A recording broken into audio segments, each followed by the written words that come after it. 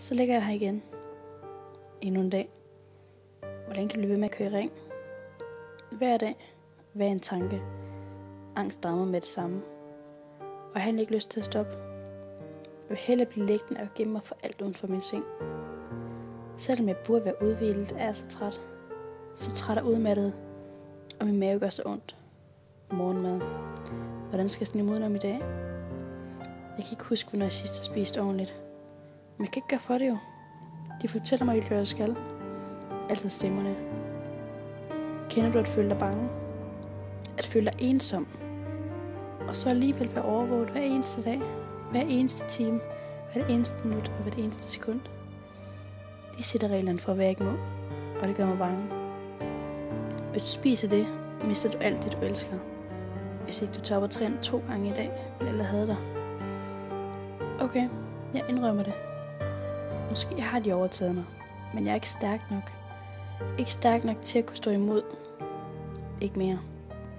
For hvem er jeg egentlig længere? Og hvem er alle andre? Alle de kendte ansigter forvrides og bliver ukendte, og jeg kan ikke længere genkende nogen. Og hvem er så tilbage til at hjælpe mig? Jeg har kun mig selv. Og så alligevel ikke. Jeg har efterhånden fundet ud af, at jeg er syg. Men jeg kan ligesom ikke få mig selv til at lade andre hjælpe mig. Så begynder stemmen at råbe af mig. Jeg vil bare gerne passe ind og have ros for, hvad jeg er god til. Og det har jeg fundet. Jeg har fundet en magt og en styrke, som jeg aldrig har haft på samme måde før. Jeg er god til at straffe mig selv, og tvinger til at gøre, hvad de siger, jeg skal. Det er vel den eneste vej til, at jeg kan blive lykkelig. Er det ikke? Jeg kan ikke længere holde ud at være sammen med andre mennesker. Jeg vil hellere bare være alene.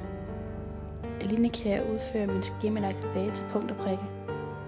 Stemmerne har fortalt mig, at jeg skal holde igen med maden. Derfor tager jeg hver morgen en kiks og brækker i 4 dele og fordeler den ud på dagen som den eneste, som jeg spiser på bestemte tidspunkter.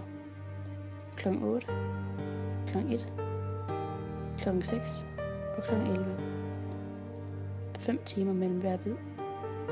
Og ved hver bid angsten er lige så uudholdelig stor. Og hvis jeg føler sult, skal jeg ud og gå. For det må jeg ikke. Og selvom min ben føles så svage nu, skal jeg. For hvem gider have noget at gøre med den syge pige, der kigger tilbage i spejlet? Ingen. Og hvem for tanken? Stemmer laver hele tiden nye regler. Når jeg ser fjernsyn, skal fjernbetjeningen ligge ude i køkkenet. Så jeg skal gå frem og tilbage, hver gang jeg skal skifte kanal. Ingen forstår mig. Hvorfor spiser du dog ikke bare? Jeg lader som om jeg kører det. Jeg tid at kigge på de tynde piger, der starter en indre konkurrence. De må ikke være tynde end mig. Det er mig, der er god til at veje lidt. Det er mig, der skal have ros. Det er mig, der skal passe ind. Hver dag kører efterhånden bare i ring, og det eneste, jeg ser frem til, er at komme i seng. At lukke stemmerne ude.